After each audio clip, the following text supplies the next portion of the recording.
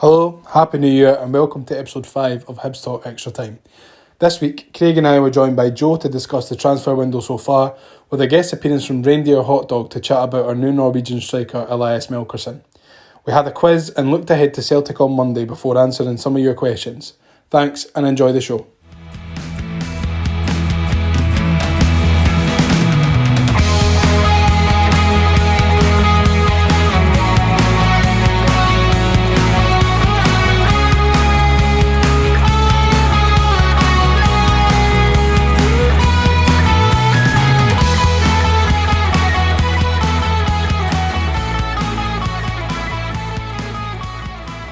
Yes, we are here, back again, episode 5.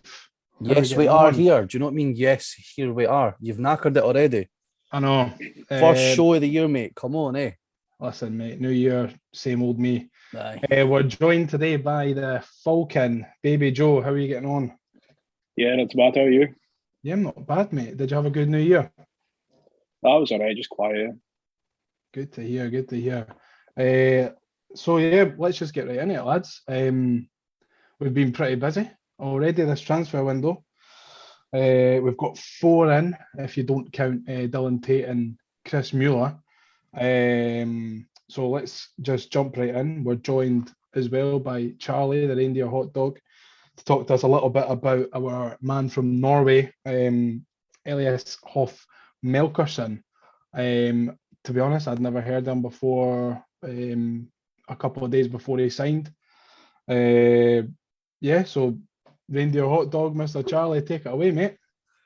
Yeah, I feel like that's a very common feeling with a lot of Hibs fans.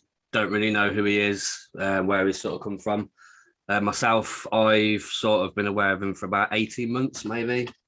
And having an interest in Norwegian football as it is, him being this sort of prodigy at Glimt, when he started banging them in for Ranheim in the OBOS, I started taking interest in him because you've got to remember as well, he's literally just turned 19. He turned 19. I'm pretty sure his birthday is New Year's Eve. So he's basically scored 17 goals in 26 appearances in the league last season when he was 18. So if you compare that with any other forward to have scored 10 goals or more in the same league, 3 years younger than everyone else, basically. So that gives you an idea of where he is in terms of his level now, for his age. So I know a lot of people like to say, oh, well, it's a lower league, it's not as intense, it's not as difficult. Like, they're playing in horrendous conditions. They're playing on, artificial turf, in front of a few people, so they don't have the crowd, banging them on. Like, say, if you look in Scotland, what's the average attendance in the SPFL? Like, it varies, because you've got Celtic at one end, and then we would have St Johnstone at the other. Yeah. And you have like us, Hearts, Aberdeen. You're probably saying, I don't know. I'd say if you discount Celtic and Rangers, you're maybe talking about between 7 and 10. Yeah. Average. So if you compare that to what he's used to playing in the second division of Norway, the atmosphere, the fan support is going to be at a minimum. So he's relying on his own mentality there to push him through, to actually be finding that, sixth gear, and I think that's something that I know we like to talk about, raw talent and skill and technical ability, but I do feel like a lot of pundits tend to ignore, and I'm not calling myself a pundit here, by the way, just, I'm not getting ahead of myself just yet. It's fine. We call ourselves pundits. Just go with it, mate. But I think it is an aspect of being a footballer and just like a sports person in general, that I suppose it's kind of a given, but it is overlooked in the younger players, because I'm used to growing up with the English media, and you guys probably get it even worse in terms of the disparity between what you would consider to be Scottish media and English media lumped in together as being British. But we get it down here with Raheem Sterling when he was a kid, and all these younger players. Anything they do, it gets heavily criticised, but we never talk about it when those 18, 19-year-olds just turn up, put a massive performance in, like say Saka in the Euros. In the Euros, taking the penalty. The amount of abuse he got, and I'm thinking, what other youngster would step up and take that penalty? And for me, it's Melkersen. He's that kind of player. If he's in that position, you are damn right he's going to want to take the decisive penalty. That's the kind of player that we're talking about here. I think that's someone that we need as well. Recently, obviously we've got Nisbet and Doidge. You wouldn't really say that either of those have got a specific kind of cutting edge in terms of, being able to step up and putting their neck on the line for the team. I know that Nisbet did in the semi-final last year against Hearts at Hampden, but since then, I think he's taken maybe 3 penalties or something, and he's missed half of them. So, yeah. I mean, the fact that Melkersen sounds like he's got a wee bit of cutting edge, he's got a wee bit about him. One thing that I was wondering was, what about the kind of physicality? What's his? Is he strong? Does he hold players off, or has he got that kind of burst of pace over, short distances that he can get away from these defenders? I mean, see, that is a good question. I mean, as well, it's one that we can only look at in a certain light because of his age. So obviously, you look at when Ronaldo was a kid. You look at how he was this weak, kind of, shrimpy kind of guy, and now he's just this absolutely ridiculous, like, beast of a man. So I think with Melkersen, he's at that age where he is still, he's still going to be physically developing as well. But from what I've seen of him, he's able to shrug off, bigger players.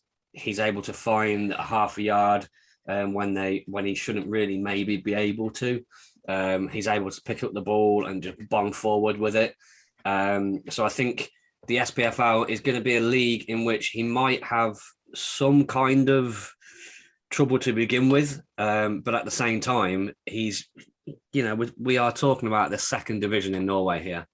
It's a scrappy league, and he's not shy on the ball. He's not shy off the ball, I mean, he scored 17 goals for them.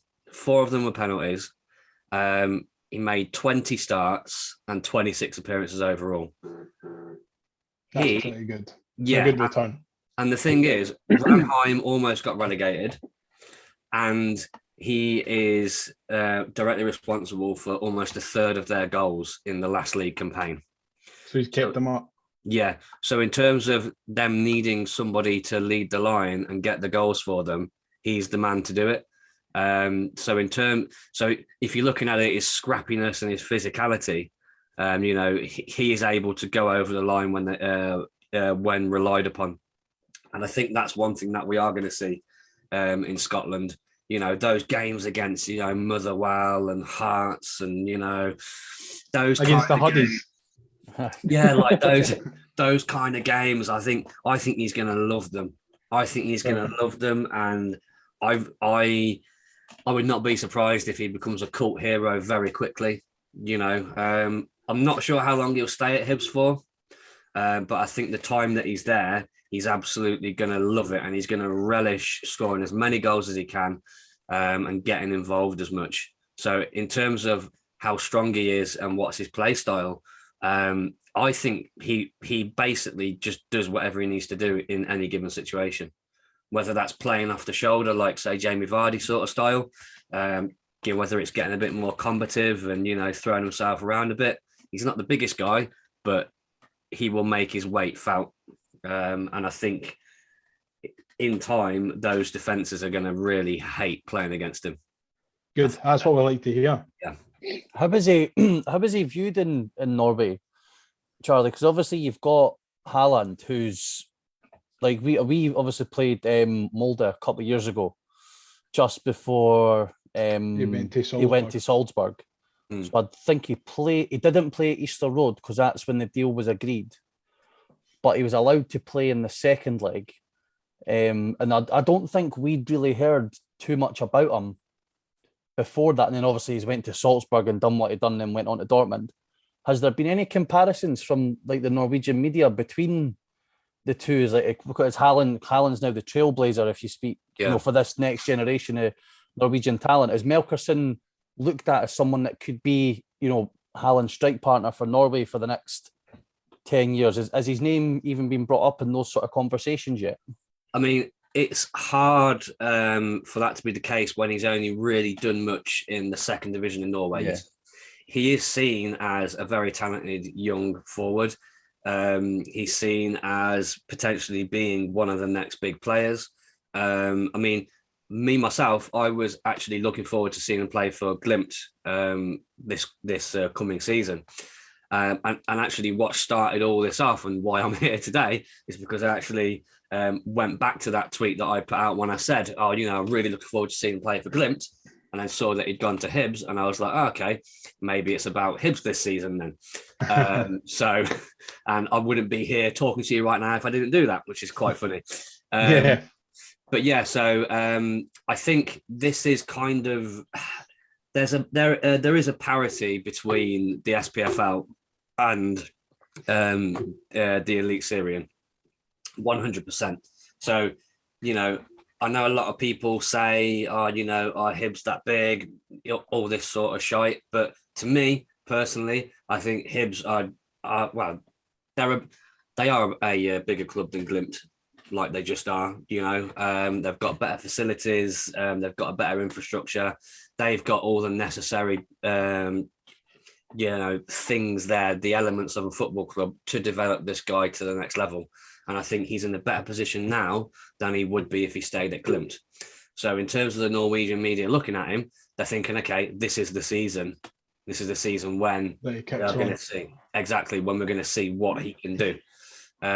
So in terms of comparing him to Haaland, I mean, Haaland's a once in a generation kind of player. But in terms of the next few years, playing alongside him, I think that's very much a possibility that we actually might be faced with.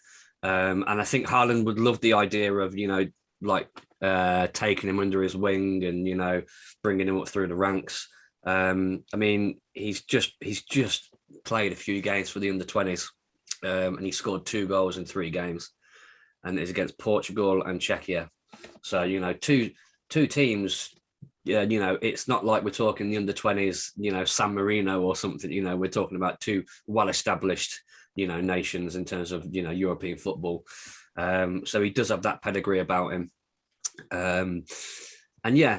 Norwegian media look at him, favourably and think think he has a lot of potential. It's just getting into that Glimt side. They're all about attack. I don't know too much about Hibs myself, so I'm not going to try and blag it when you 3 obviously know far more than me. But with Glimt, that's obviously a team that I know very well. And they, their front 3 the season before last scored 103 goals in 30 games in the league. And then they replaced all 3 of them. Jens Petter Hauge went to Milan and now he's at Frankfurt. Kasper Juncker went to Japanese team, Urarara, how you pronounce it, Red Diamonds, and obviously Zinkenagel went to Watford, and now he's on loan at Forest. So they've all had high-profile moves, and they basically restructured their entire front 3, and then they won the league again this season. Yeah, striker just went to, is it Russia? One of them went to Russia, and the captain signed for Lyon. So Patrick Berg went to RC Lens. Lens, that was it, yeah. I knew it was one of them. France, yeah. And then we had Botheim. He's gone to Krasnodar in Russia. Yeah. And Solbakken is linked with a move to like Venezia, Genoa. God knows at the moment. So he's probably going to go. Mm-hmm. So it's looking like they're doing it again. But the thing is, they have a lot of other good players in reserve waiting to come in. Like Melkersen, but now he's at Hibs, so yeah. but that's the thing, you see. Then they're never going to give their centre forward slot to a recently turned 19-year-old.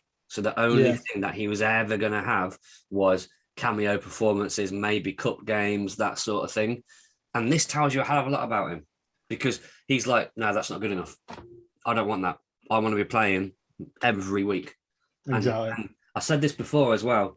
Whenever he's playing, he has that arrogance to think, yeah, I'm the best player on the pitch. I took that from his interview, from his Hibs TV interview. He was very, obviously, English not being his first language, but the impression I got of him, he was almost dismissive, not in a disrespectful way, the questions that he was being put, but he was almost like he was just want to answer it and move on. He seems like he doesn't want to get caught up in any of the,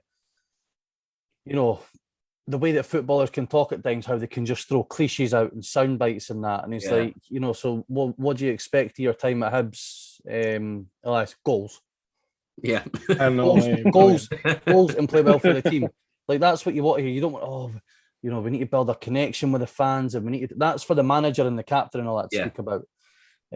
So I'm certainly, our group chat, when we seen that it was being announced, that he was being linked, and then someone found a video compilation on Twitter, brilliant. And we put it in our group chat, and until he was announced, our group chat was wild. We were like, I genuinely said, we've got the next Haaland. I don't care what anyone says. He is the next Haaland. I might have posted something similar on Twitter a few times. Yeah. To be fair, it's all looking good for us and Melkersen. I'm really looking forward to him, but hopefully he gets to play on Monday. He's just one of them players. You would have seen it when he scored the overhead kick goal, and he just runs into the back of the net, picks up the ball, and runs it back up because they were losing 2-0. He doesn't give a shit about, being the centre of attention in that sense. He's just like, no, I just need to score goals. I want to win. I want success. I want all of that. And that's for himself, not for anything else. So I think in terms of mentality, I think he's one of the strongest players that I've seen in a good while. I just can't see anything phasing him. Say if he goes to say like an away game at Hearts or something, he's gonna love that. Yeah, we had someone similar a few years ago with Jason Cummins. Like he thrived in that atmosphere. He relished going to places like Parkhead, Ibrox, Tynecastle, and that. So no, I'm looking forward to it, definitely, for the words that you've said. I just think one of the biggest things that people need to understand is he's moving from a league where every game is basically played on artificial turf. Okay. And now he's coming into a league where pretty much every game is played on natural grass. Now, a big plus is the fact that at Easter Road, obviously, we've got the hybrid grass, right? So he's getting the best of both worlds there, right? And obviously, I think it's Tynecastle has hybrid as well, and I think, is it Livingston? Is Livingston the other one with they're full artificial. They're artificial. Yeah, full artificial. Yeah. And then everybody else is natural grass.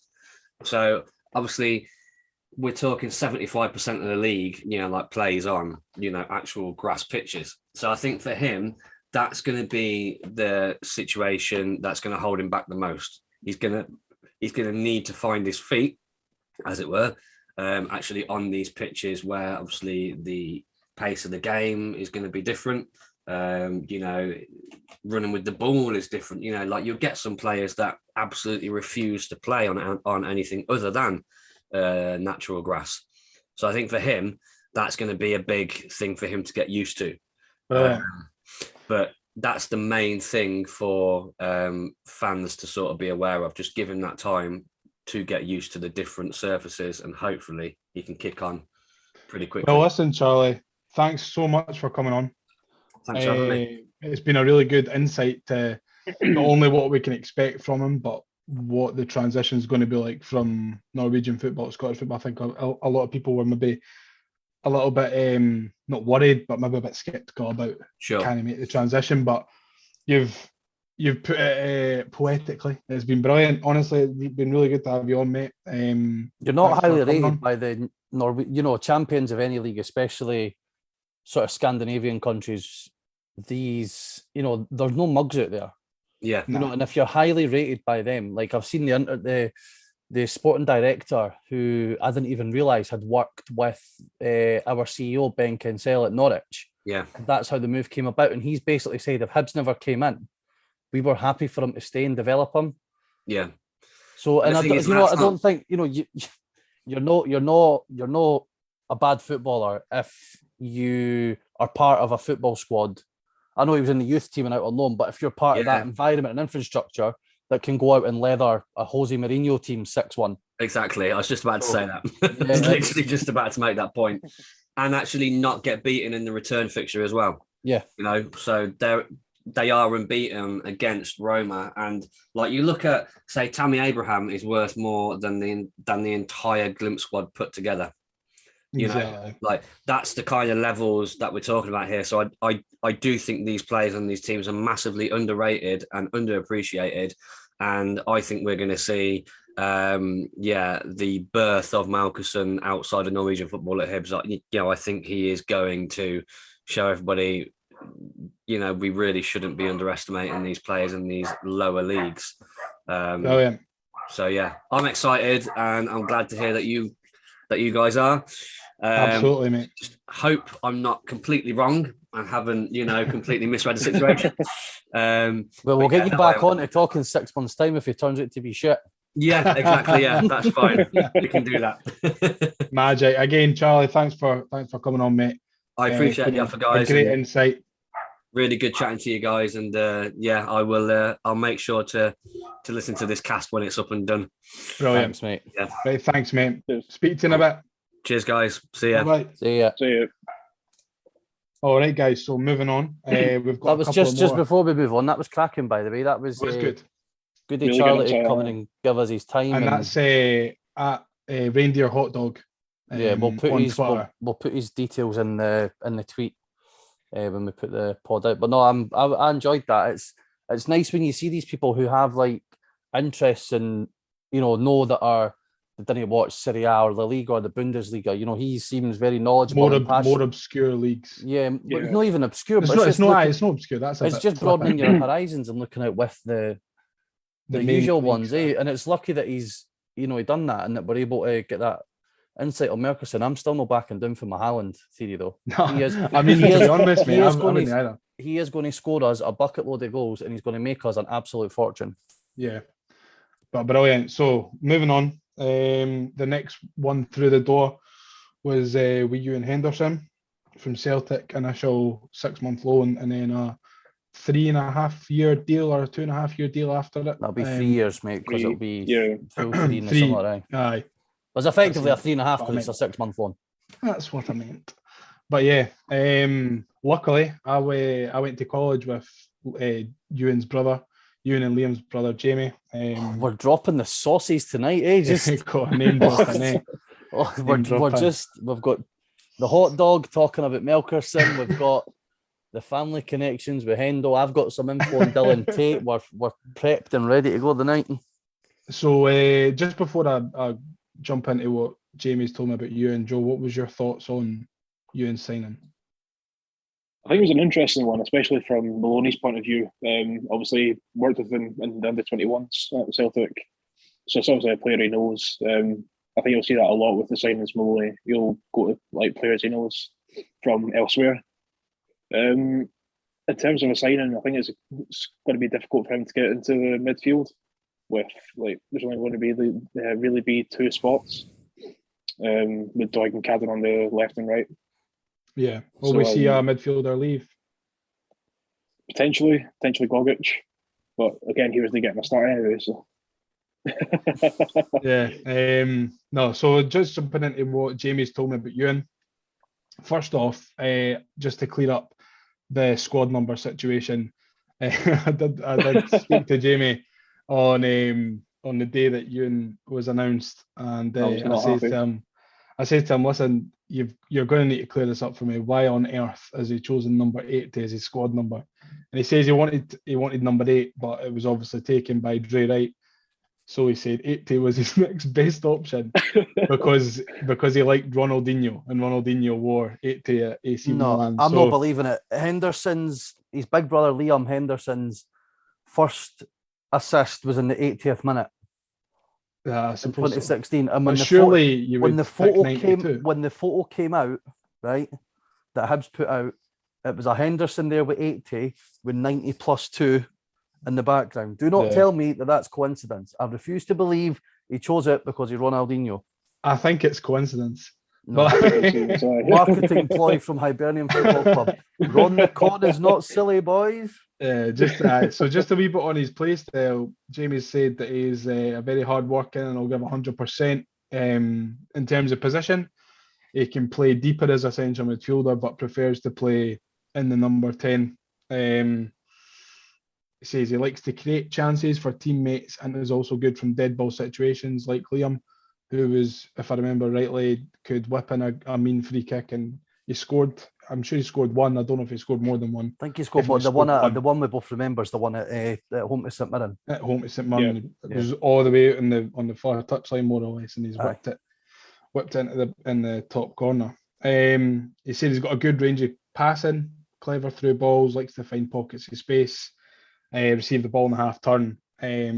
Says it is good at running with and without the ball, taking on opponents, and he's good at pressing as well. So everything that you like to hear from, a central midfielder, especially with the way that we're going to be playing now. Maloney ball, pressing, high press, the gegen press maybe is what we're going to start to see.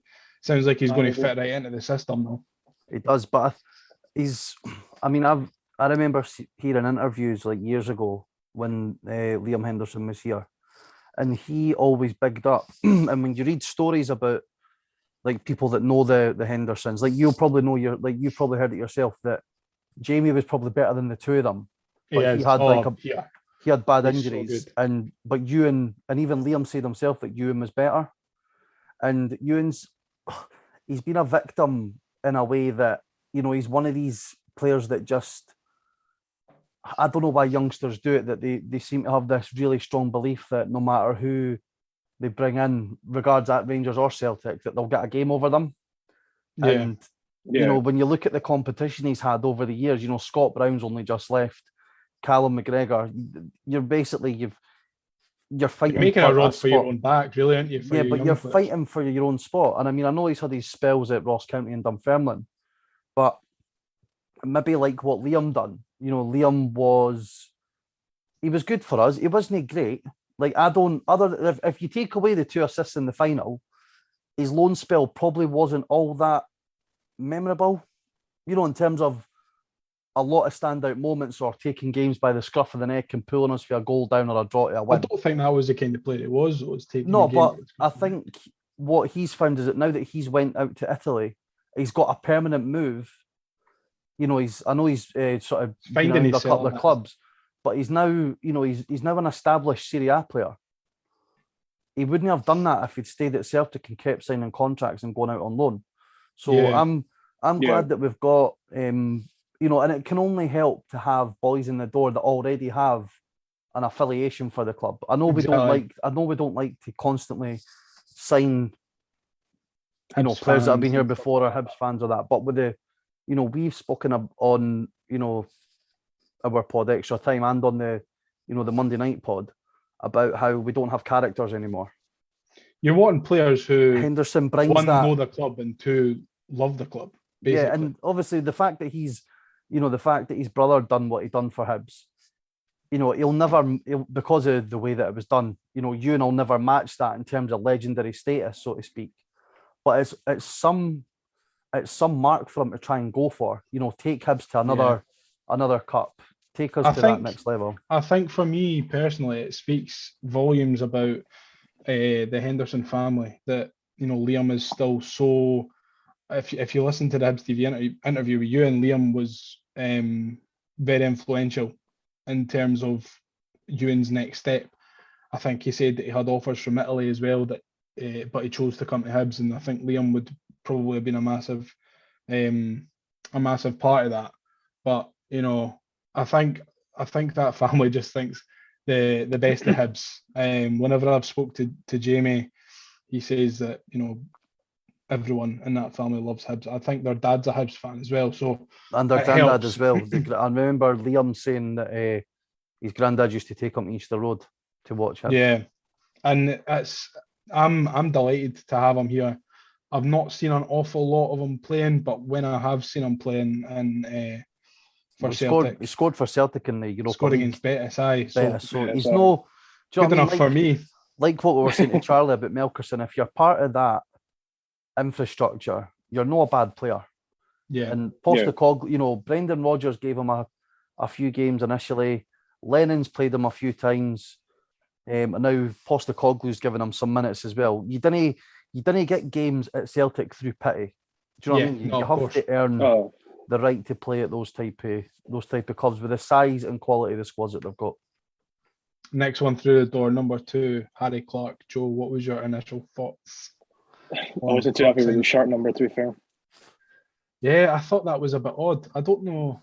I wouldn't have given the number 2. I thought we should have retired the number 2 after David Gray for this season at least.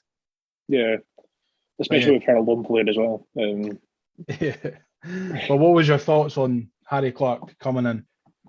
Very good signing. Obviously, he knows the league, so he's going to be it's going to go straight into the team and perform pretty well.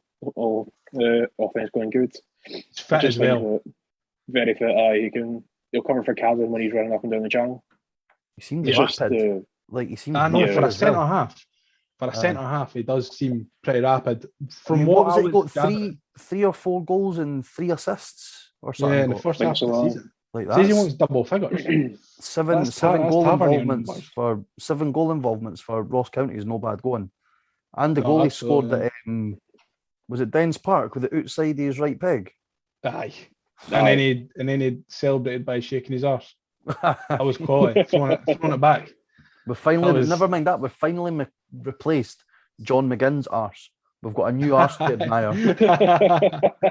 Wonderful. No, Ken, what? See, when I seen that signing coming in, and I, to be honest, I hadn't really noticed him when he was playing for Ross County. But from what I've seen after we've been linked and after we've signed him, it seems to me like it's going to be that kind of Robbo Tierney partnership, like we have for Scotland, like one of the centre halves in the 3 overlapping and giving support down that right hand side. So it's going to be hopefully as an exciting attacking option as a centre half can be.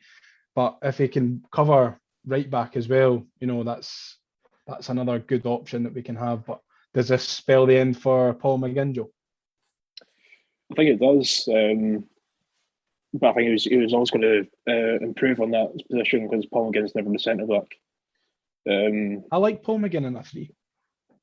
You don't like Paul McGinn. Don't tell lies. I like Paul McGinn in a 3. I'm not the biggest fan of Paul McGinn as an out-and-out right back. I think he's a good right back, but for what I want for my right back, I want my right back bombing up and down like Dave Gray. I didn't want a Paul McGinn like a Gary Neville. You know what I mean? He's boring. But I like Paul McGinn in a 3 because I think he works well in a 3. But if this is going to be a better option than Paul McGinn, then I'm all for it. What do you think about the release clauses that Arsenal have got? I don't like the 6-month one. Neither do I. Yeah, no, I'm not a big fan. We could end up getting done in the way that Ross County do. Yeah, because it would be karma, really, wouldn't it? Aye, well, obviously I would say it's a shame on them, but they employed Malcolm Mackay, so it's not really a shame.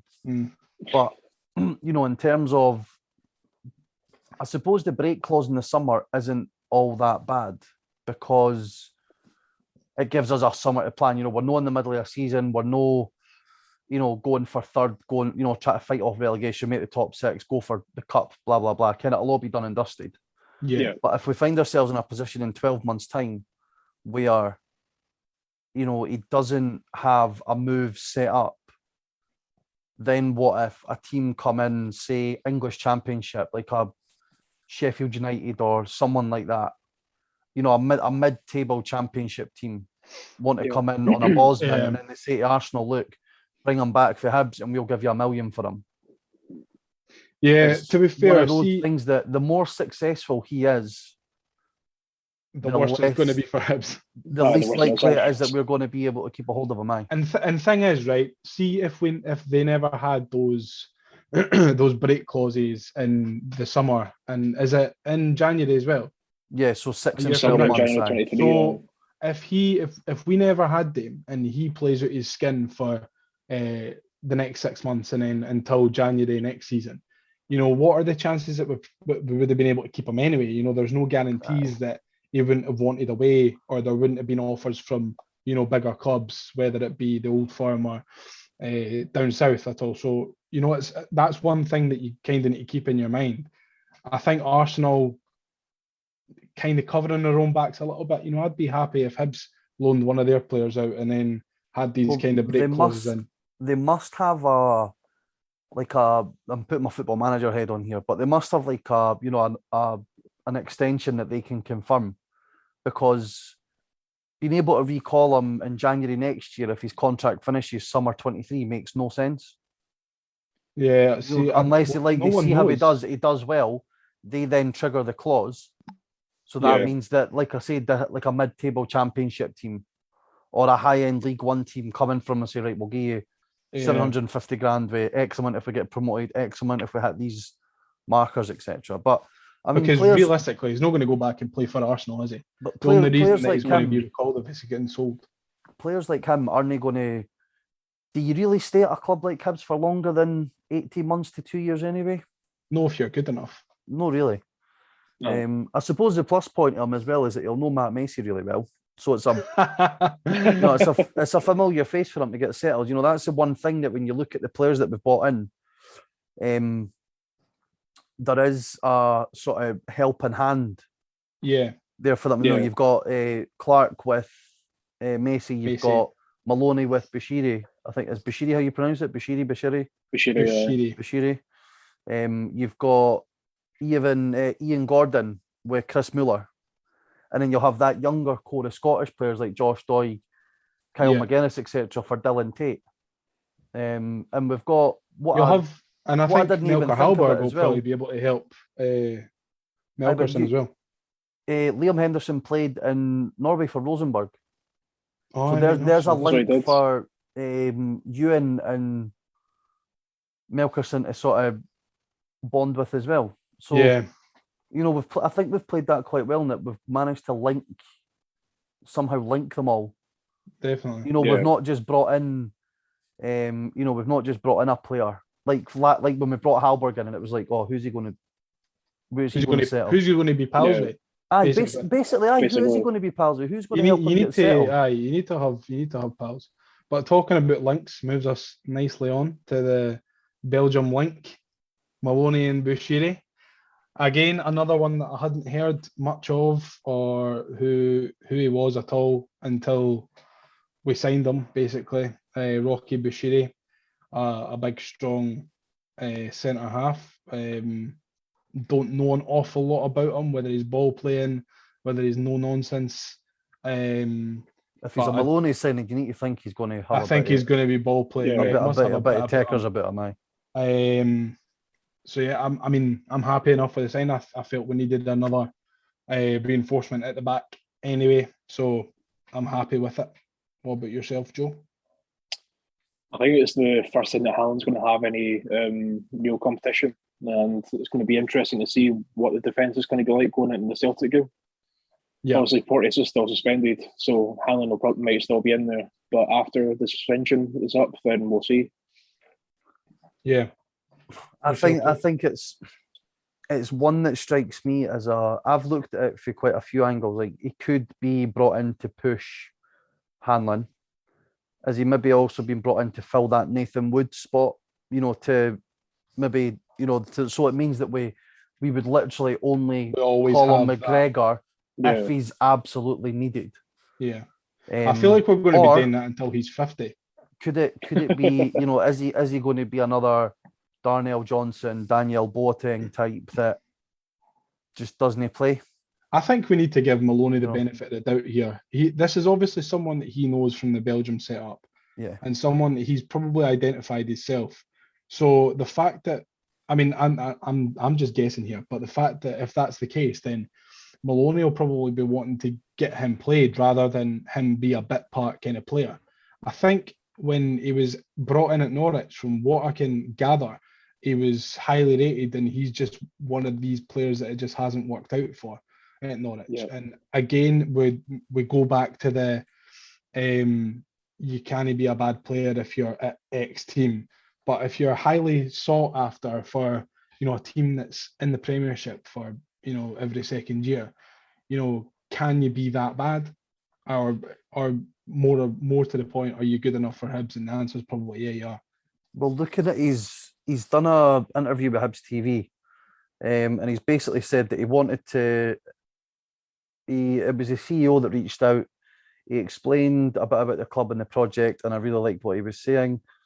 He instantly wanted to join, especially because of the manager who used to work with Roberto Martinez at Belgium, so I knew him from that.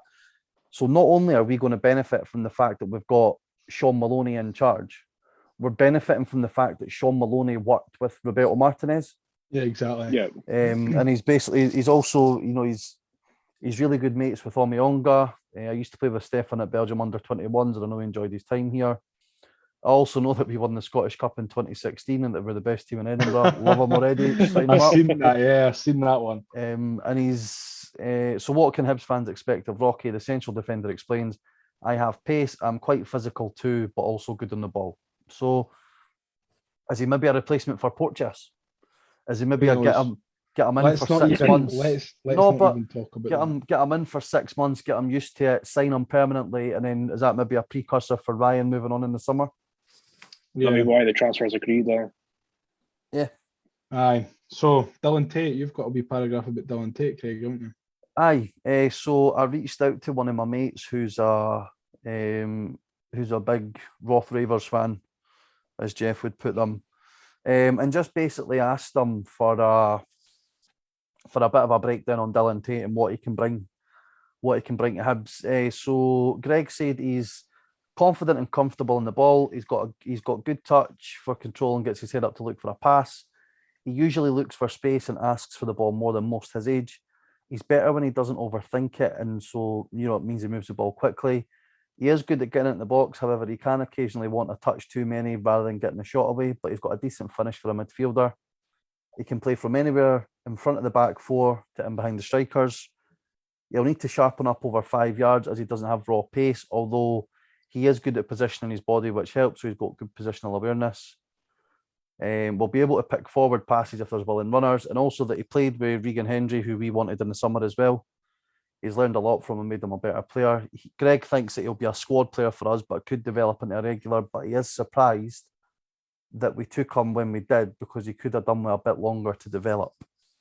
Yeah, it's an odd one, that, for me, because if we're bringing him back, then it's not like we're going to loan him out to another championship side. If he's going back out on loan, he's going to need to go to the Premiership, and I don't know if he's ready for that. And if he's going to go to a team who are like lingering at the bottom of the Premiership, he'd be as well being at a Wraith Rovers or someone like that. So I think it's difficult because it was the transfer and then the callback was agreed when Jack Ross was here. Yeah. So maybe you'll find that Maloney's having a good look at him in training, and he might just put him out for another. Might put him back out today. You never know. Well, Greg said that. Well, they've signed Sam Stanton to replace him, and they've signed another couple of midfielders as well. So they've likely not got the space for him now. But it's he's I'm looking forward to seeing him.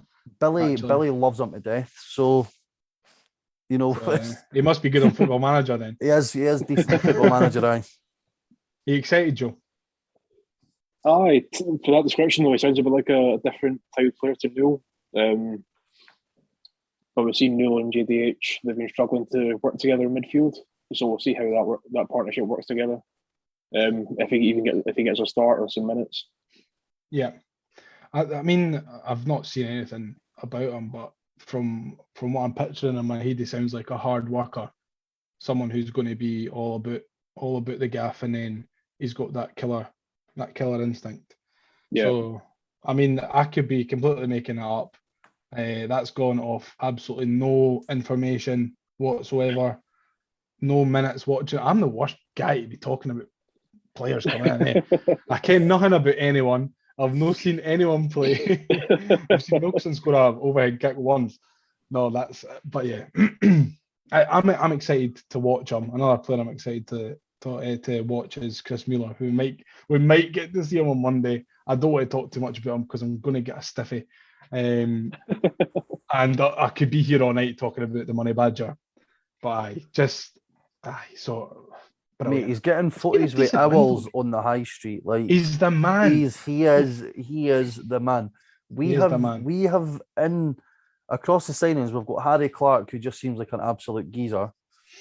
We've signed Melkersen. We've signed Melkersen, who seemed like an absolute who's a new Haaland. We've signed, our cup winning hero's wee brother, who's better than the cup winning hero.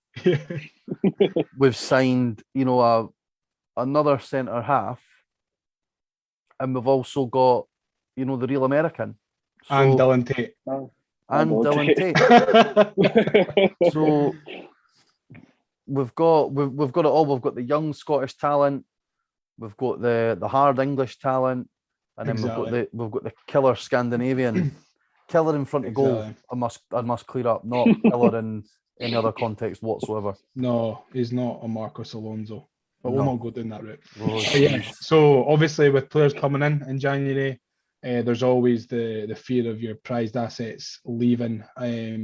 We've seen a lot of speculation on Martin Boyle possibly going to Saudi Arabia. It's one of these things. He's been brilliant for us this season, brilliant for us last season, and over the 7 years, I'm sure you said, Craig, since he's been here. I couldn't even believe it was 7 years. Since the 7 years he's been here. 2014, Yeah, I mean, over the last, 2 years he's been proper prolific, but yeah. I would say maybe the last 4 years he's been, a really big part of this team. Yeah, and since we came back into the Premiership anyway, Lennon's developed him into. I mean, if even the cup final, he was part of the cup final squad. Yeah, you would never have thought that he would have reached the level that he's got to. Never. To the point now where people are looking at him thinking, McLeish should have called him up sooner. Yeah, and I think Scotland definitely missed a trick with him. But it's easy to look at that in hindsight. But he's definitely, especially when he had the 2 injuries and he came back, when he came back for the first one, we're like, is he still going to have that pace? And then it happened again, and we were like, he's going to be slow. When these quick players, if he's had these cartilage gone in his knee, but he has. I think, he did kick on, but I think he was really integral under Jack Ross. Like, 100%. The threesome of him, Doidge and Nisbet last season, with over 50 goals in that between them, dangerous.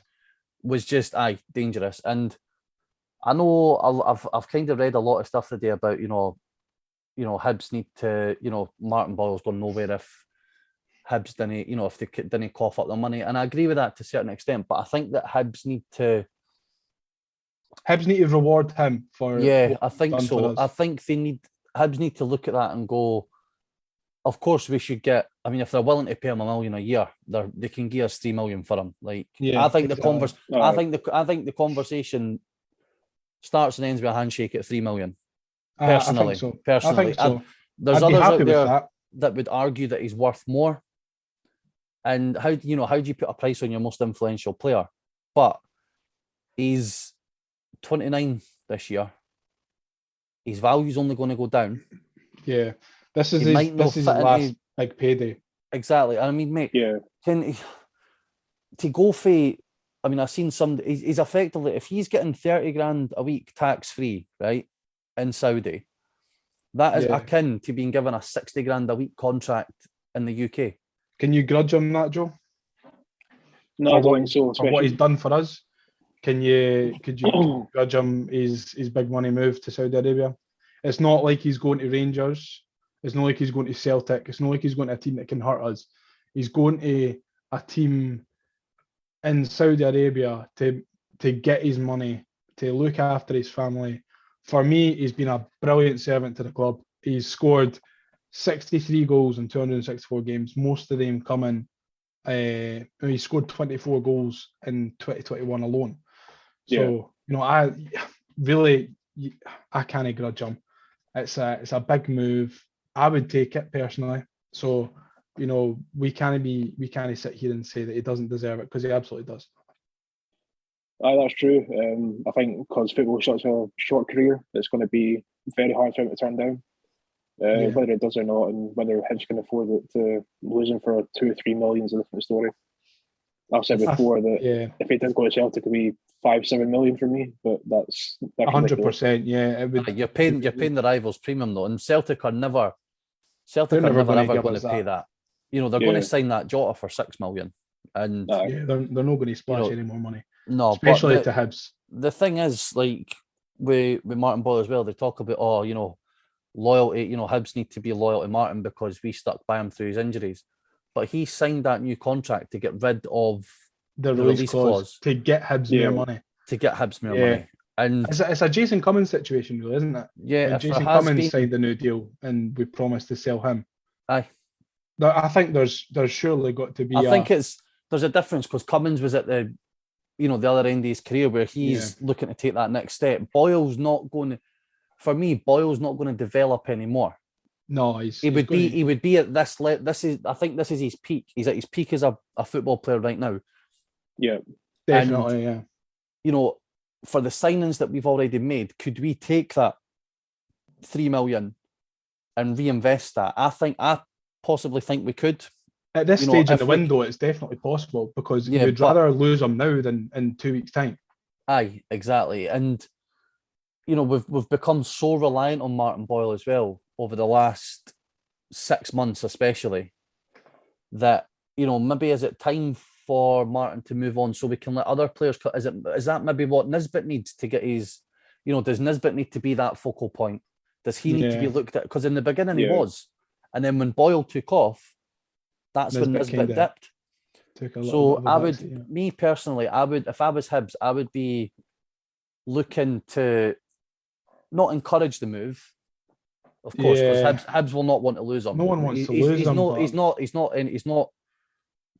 I don't think you can put a value on his worth to Hibs in terms of, especially with third place in the league getting into the Europa League or Europa Conference group stages. I know it's one or the other, but the opportunity to go and earn a couple of million for a couple of years and then even come back after 2 years, that would set him. Rachel could stay here, keep playing for Hibs, keep their wee girl here. He can fly back and forth and FaceTime whenever he wants and all of that.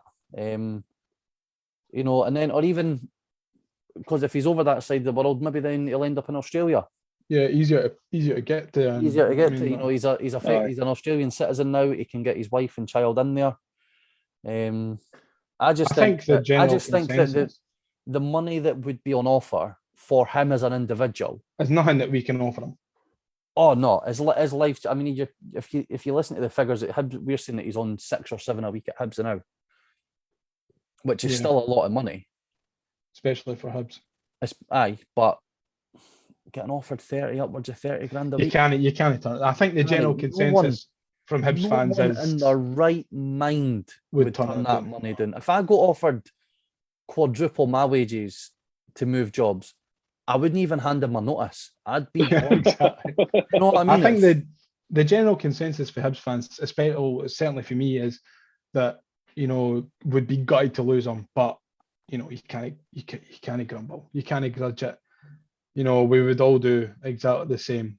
But let's football's talk different. about Martin Boyle. Football's tribal, so it is. But I mean, at the same time, he's been here through promotion. He's been here through winning the Scottish Cup. He's been our top scorer. He's been our best player, for the last 2 seasons. So it's not like we're selling him at 24 and he's going to get, like I said, he's going to get better. He's given enough to Hibs. For me, I believe he's reached his peak, and for me, 3 million would be enough to say thanks, Martin, for everything that you've done for us. And on you go. I seen somebody say on .net as well, or on Twitter, maybe one of the two. Would he really want to go there another 2.5 years and he could get a testimonial, and that could make him a big buck? Did he not see how many folk were at Handler and Stevenson's testimonials? No. Moving on then. I've got a wee quiz for you guys. A very quick January signings, January window quiz. Have you got a pen and paper or a phone that you can write your answers down on, lads? Can it not just be a Well, it's a multiple choice thing, eh? So I mean, you can tell me. Well, no, because if I didn't want it to be the case, I'm on my phone and I'm accused of googling. No, sorry, I trust you. I trust you. It's going to be very quick as well, so I'm not going to give you the chance to Google. Let's get the notes out. I trust you, Craig. Joe, do you trust Craig?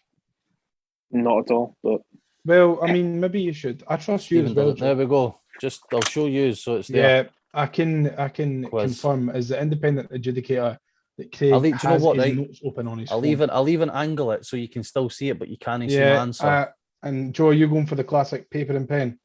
I am, dude. Love it. Right, okay. So it's a multiple choice quiz, 5 questions and a tiebreaker at the end, if necessary. Okay. Question number 1. In the January window of the 18-19 season, we re-signed Mark McNulty and Stefan Omiyonga on loan, but how many players in total did we see arrive in that window? And a bonus point if you can name them. Is it 5, 4, 3, or 6?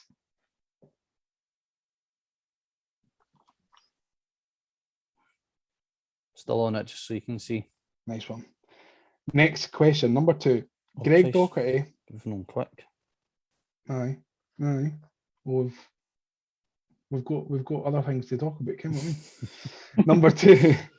Greg Docherty joined us on deadline day in January 2020. But what was his squad number? Was it 17, 20, 15, or 18?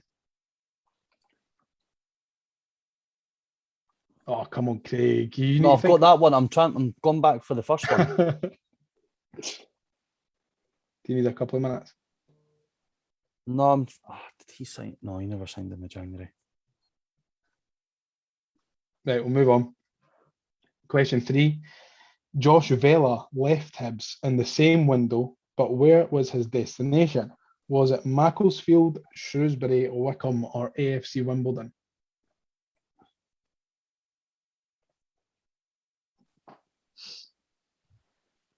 You good to move on?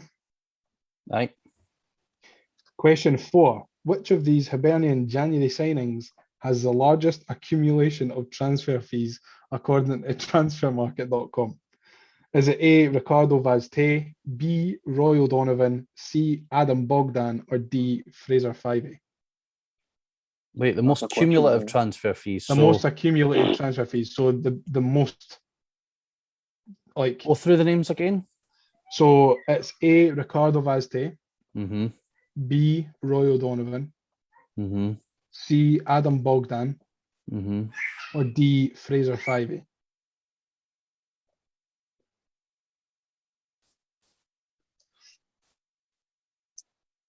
So all the transfers that they've gone through in their career, who has fetched the most money? And finally, number 5. Which of these January signings played the most league games for Hibs? Was it A, Duncan Watmore, B, that's a cheese, B, Frank de JJ, C, Jackson Irvin, or D, Keith Watson? And just give me a wee thumbs up when you are both ready for the answers.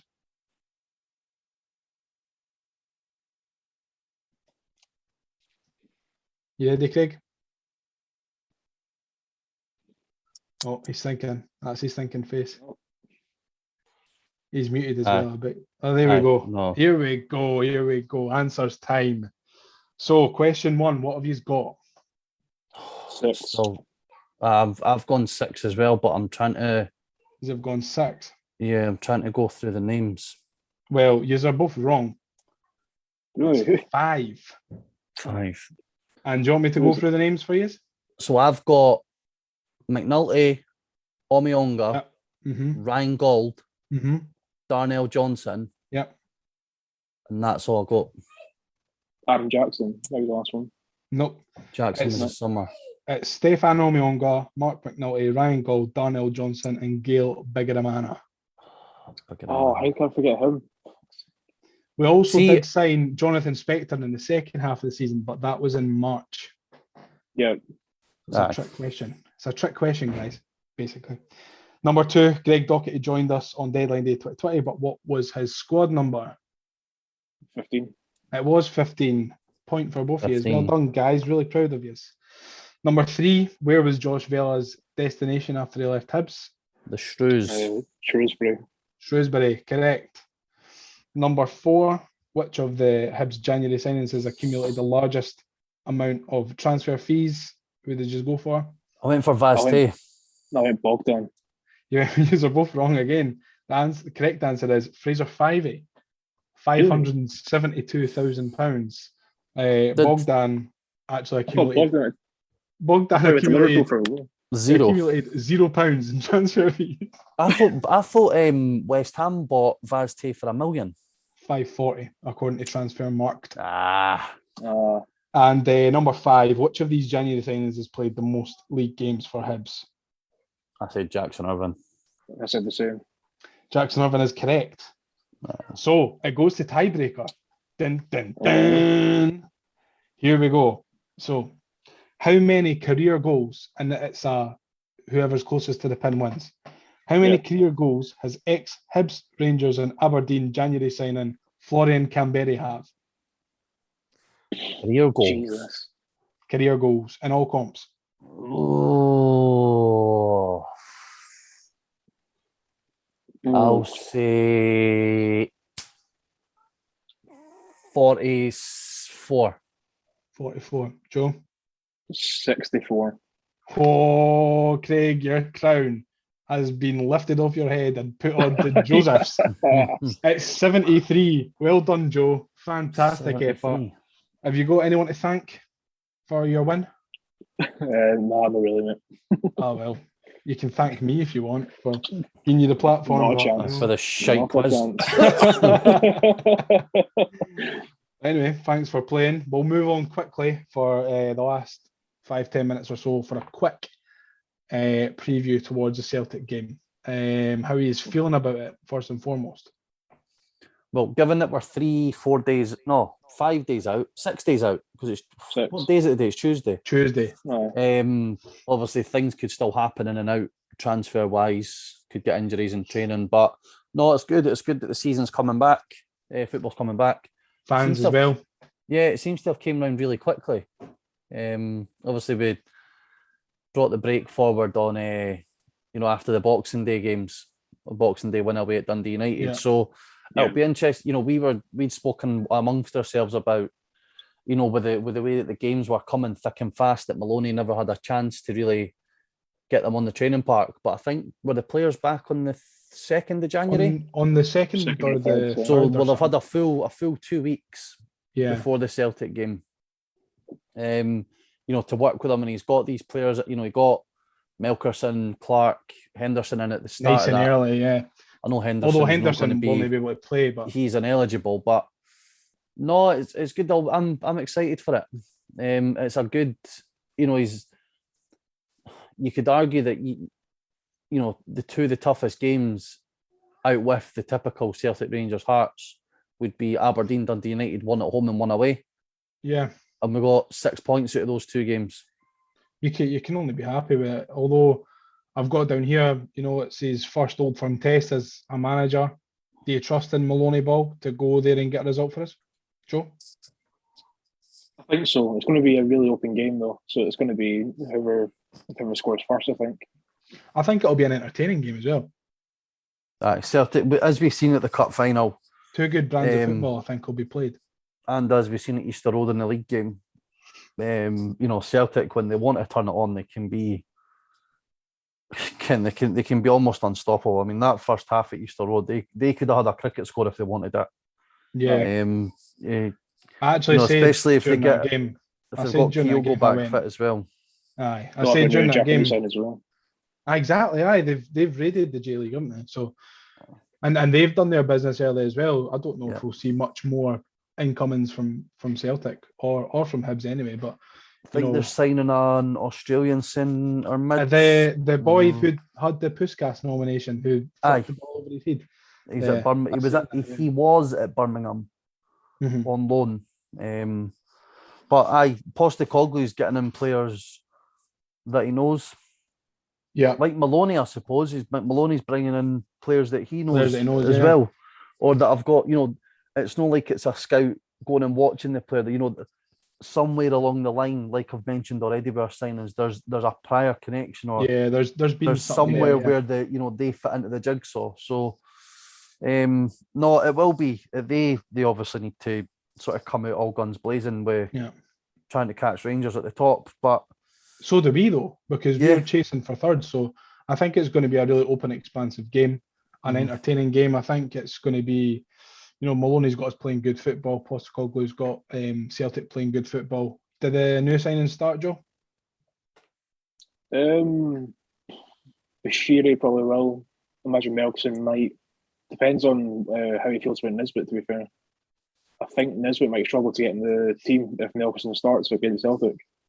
I don't think Melkersen will start. We need to remember that Melkersen's just turned 19. Yeah, so I think it would be probably unfair on us to lean on him to get us to third. I think Melkersen maybe might be a little bit more of a project. I don't think he'll start, but I think he might get on. But what's like, you can look at that for two angles and say, it would be unfair to throw him in. But then you could also look at it and say, let's have a look at his minerals. Let's see what his minerals are like. Is this if this is the stage that he wants to play on? But I think I disagree with you, Joe, about Nisbet. Not from my own feelings, but for the way that Maloney was speaking about him a couple of weeks ago. He was saying that Nisbet fits his ideal type of centre forward. Like, that's the kind, all the attributes that Nisbet has is the attributes that Maloney would look for. Yeah, I think it'll be more Doidge that'll now struggle to get in the team. Potentially offer something different though. No, of course he doesn't. I think we're all in agreement that we all like Doidge, and we've all, we were all sort of crying for him to come back quicker than what he did with his injuries. He's not really made an impact since he's come back, has he? But I think if it's in terms of new signings, I think we'll probably only see F1, and it would be maybe Clarke or Bushiri. It would be Clarke. I don't think Bushiri will start. I think it'll be Clarke. Clarke coming in. And Mueller. Mueller might start. Aye. Of course, Here's hoping. I'm going as well. So, I hope no one for G4S is listening to this. But if Mueller starts, I'm on the pitch. Try to kiss him and stuff. So no. So he'll be. I suppose our players are a bit of an unknown quantity apart from Clarke. No one really knows what Mueller's going to be like. No one really knows what Tait's going to be like, what Bushiri's going to be like, what Melkersen's going to be like. So we could have that, but then on the flip side, you look at, if these boys that Celtic have brought in are anywhere near the level of Kyogo, then we might be in serious trouble. We could be in trouble, aye. It could be a cricket score, like it should have been Easter Road. But one more thing on that. I know that we've got a different manager now, we've got different players, but what do we need to change from the cup final defeat? What do you think we've learned from that we can now take into this game? Not switching off. Aye. Didn't even look at the fourth official. Stand in front of free kicks. Yeah. Attack from the start, probably.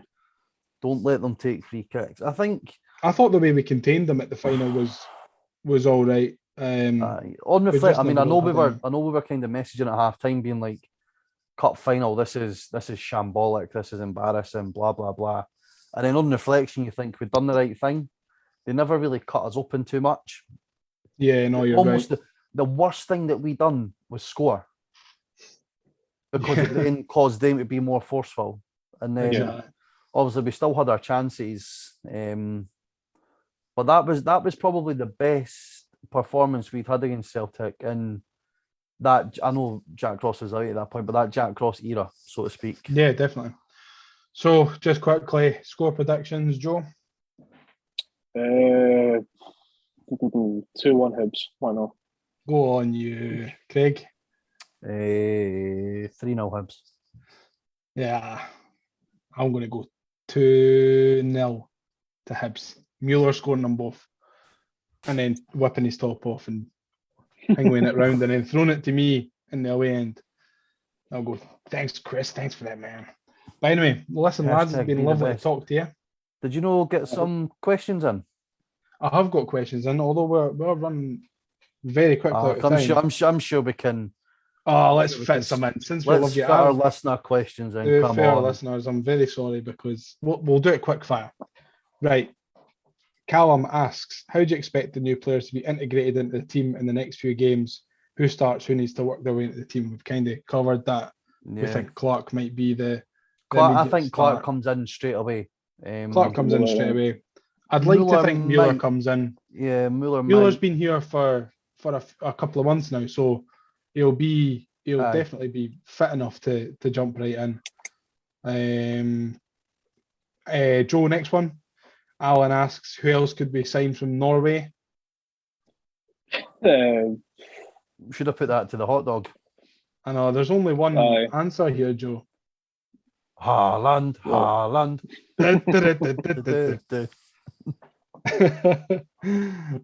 Callum again asks, if Boyle goes, does he need replacing, or has that already been done?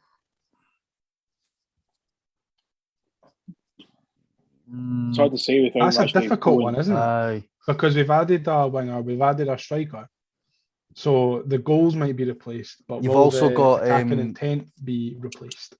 You know, especially with Melkersen saying that he can play across the front, anywhere across front. We've heard that, you know, I could maybe see Henderson playing on the left of the three as well. We've also got Gav's favourite player, Jamie Murphy, to play on the left of the three. With Mueller, is that Gav? So. Is that Gav from the B show? Yeah, that's Gav for the B team. Aye. Brilliant. Gav from the B team actually asks, is this the competition that Paul Hanlon is needed for his place? Does he even keep the jersey, or could we see Clarke, Porteous, Rocky, Bushiri as our back three for the rest of the season? I think it all depends on if they hit the ground running. I think Paul Hanlon is a name that we know that we can rely on. Although he's not brilliant all the time, he's definitely a name that we can rely on and that we can count on to be part of a solid back three. Yeah, especially if he's Clarke, talking to Porteous through it. Yeah, but not just that. Especially if Clarke comes in, and you know, we expect him to sort of take McGinn's place. If Bushiri then comes in and takes Paul Hanlon's place, there's your captain and your vice captain right away. Dusted. Yeah, how could that be for morale? I personally don't think that Paul would deserve to lose his place at the moment. No, definitely. I think but he's been good this season now. He does need someone. He needs someone to push him. Definitely. Yeah, definitely. Yeah. Next one, I'll ask you this, Joe. Which signing are you most excited to see? Melkersen, to be honest. Incorrect. It's Chris Mueller. Craig, what do you think? Are you most excited? I'm looking forward to seeing what kind of drills Gary Caldwell does in the pre-match warm-up, because he's an important signing for us. I think naturally you look at the attacking players, but I'm going to say Clarke. I'm excited to see what you have been talking some good things about Harry Clarke. Yes, I lovely stuff. He could be the next. He could be like Effie in terms of cult hero wise. I think. Yeah. We could see it. Next question, also from Liam. Do we need any more signings, and in what positions? I don't think so personally, depending on how good these guys are. I think we'll see the squad getting trimmed a wee bit. I think so. Yeah, we've already seen Jamie Gullen go, which probably was the right thing for him to do. Yeah. Even if Hibs wanted to keep him, I think he would have wanted to go anyway. You know, there's St Johnstone are looking at Hallberg. You know, we've heard noises about Newell potentially leaving as well. With the midfielders that we've brought in, Gogic away. So, I think we'll see it getting trimmed. Yeah. I think maybe Dabrowski might get himself out on loan, and we might bring in another keeper just in case anything happens to Matt Macy, or even to push Macy for number one. But in terms of that core starting, you know, maybe 14 or 15 that you could take one out and put one in anywhere across the park. I don't think so. I think the squad is now looking extremely strong. Yeah, I think 4 weeks ago it was looking extremely weak. Especially strength and depth across all parts of the pitch. So we're now at that point, I think, where that Dempster spoke about years ago, where they effectively want 2 players for each position. Yeah. We'll have 4 or 5 centre halves. We've got 2 on the left with Doigan Stevenson, 2 on the right with McGinnon, Cadden / Clarke, depending on who plays where. We've got the numbers across the middle. We've still got players like Josh Campbell, Scott Allen. I know it's taken us 10 days into January. Aye. Well, it was 4 days because we'd signed them all by exactly. Next one, okay. Alan, a different Alan asks, do you prefer signings early or late in the month? Early, but we all like a late. We all like a deadline day. Don't we all love deadline day. Deadline day would be boring if Hibs weren't making any "don't go to bed yet" announcements. You know what I mean? I love that sort of stuff. Next thing you're the phone at 10 to 12. We've just announced that Kevin Dabrowski's away to Forfar for the rest of the season. that was like on in the summer. I can't remember who we signed on deadline day in the summer, but I don't think I went to sleep until about 1:30 in the morning because of the group chat just kept me up. But again, Alan asks, do you think Hibs will continue to look at these other markets such as America and Scandinavia if the new recruitments impress? And to add on to that, he's put, do you think this will make other teams in the league look at these sort of markets as well? I think if Ian Gordon wants to keep looking at these leagues, he's going to find a lot. So, yeah, I think, Joe, we've seen Aberdeen looking at and signing Americans, Hearts looking at Stuart Finlay, although he's Scottish, playing in the MLS at the moment. Yeah. Do you think there's more? Do you think Hibs are kind of kickstarting this Scottish-American revolution, and if there's going to be a Scottish-Scandinavian revolution as well? I think so. I think we've got a lot of weight, obviously, with our American owners, so it's going to be interesting to see how it unfolds.